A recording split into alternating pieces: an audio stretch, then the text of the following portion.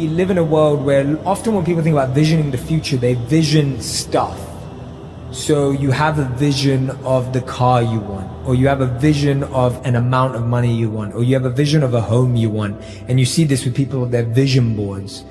What's your take on that? And is that the right type of visioning? And what is the right type of visioning? Well, we do so many different variations because I think people integrate information differently. And all of those cars and homes and whatever that is, there are symbols of what it looks like when a person actually arrives at this concept called abundance, right? So if those things help them to associate with something that creates a feeling of abundance, and they're building their vision board to help them to get clear on their intent, then that's fine, because they're associating objects or things or material things that they'll say, that's when I know that I'm abundant. That's fine. Other people will say, look, abundance just means that I have more than I need, and I'm happy with that. And for them, there's a feeling that is associated with that. And when they begin to dream about their future, they may see themselves in a scene or see themselves a certain way. I don't care what it takes for the person to get there, because once they have their abundance, and this happens quite a bit in our work, when you finally have everything you want, there's only one thing you're going to ask yourself: how am I going to contribute to the world? How am I going to make a difference? So we use different tools to help people to get to that point. But if the person's doing the vision board and they're saying, when I get my new car, I get my new house, I get my new relationship, then I'm going to feel so great.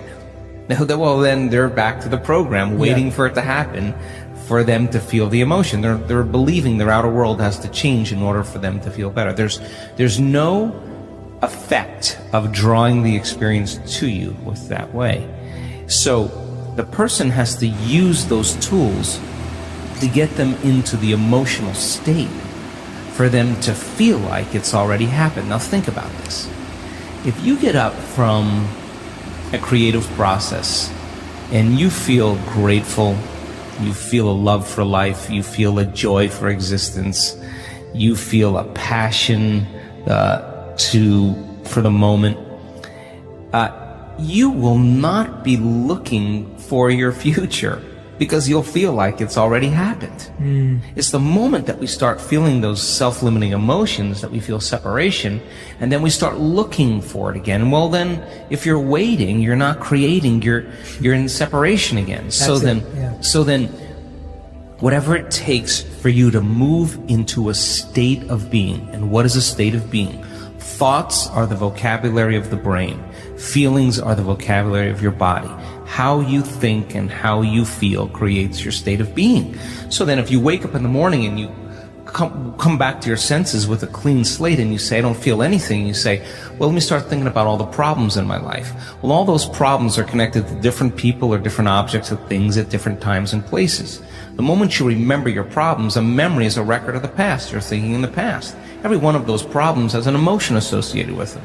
So all of a sudden you start feeling unhappy, you start feeling bitter, you start feeling frustrated. So now your body's in the past. So then most people then create a state of being that's connected to their past. And if they're in the familiar past, then they are going to crave the predictable future, and they're going to fall back into routine. So then we want people then to get very clear on that vision of their future, however they do it, and begin to combine that clear intention with an elevated emotion.